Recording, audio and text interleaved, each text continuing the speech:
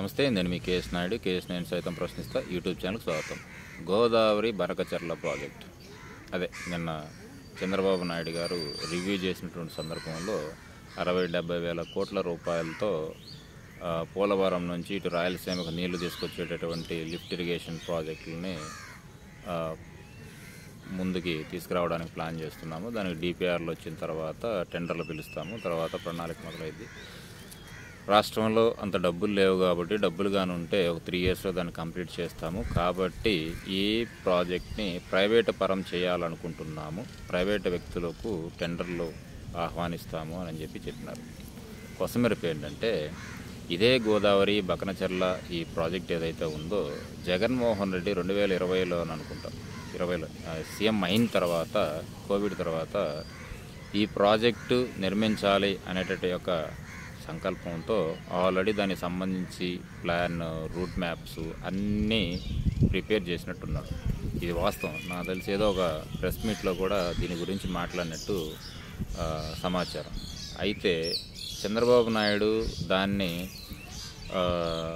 నేనే చేస్తున్నాను, నేనే కనుగొన్నాను అంటున్నాడు. కాదు, అది ఆల్రెడీ పాత ప్రాజెక్టే, కానీ అది డిపిఆర్ దాకా వెళ్ళలేదు, టెండర్ల దాకా రాలేదు. సరే, ఏది ఏమైనా జగన్మోహన్ రెడ్డి చేయలేదు కాబట్టి చేయలేదని అన్నాం. ఇప్పుడు చంద్రబాబు నాయుడు చేస్తానన్నాడు కాబట్టి నిజంగా సంతోషకరమైన విషయమే.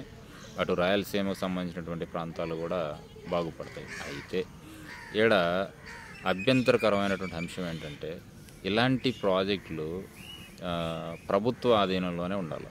ప్రైవేటు వ్యక్తుల చేతికి వెళ్తే అది అస్తవ్యస్తం అవుతుంది, ప్రతిదానికి డబ్బుతో ముడిపడి ఉంటుంది. మరి ప్రభుత్వం ఎందుకు కట్టడం లేదు అంటే డబ్బులు లేవు. మరి సెంట్రల్ గవర్నమెంట్కి డిపిఆర్లు పంపి వాళ్ళు ఇస్తారు కదా బడ్జెట్, వాళ్ళ దగ్గర పర్మిషన్స్ తీసుకోవచ్చు కదా.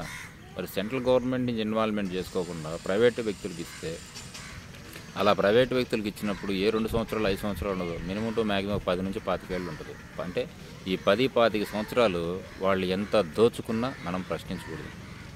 ఈ ప్రైవేటు పరం అనేది ఎంతవరకు కరెక్టు అన్నది ఆలోచించాలి. ఎందుకంటే ఏ ప్రాజెక్టులైనా, ఏ ఫ్యాక్టరీలైనా, ఏ రంగాలైనా సరే ఫస్ట్ ప్రియారిటీ ప్రభుత్వ రంగం ఉండాలి.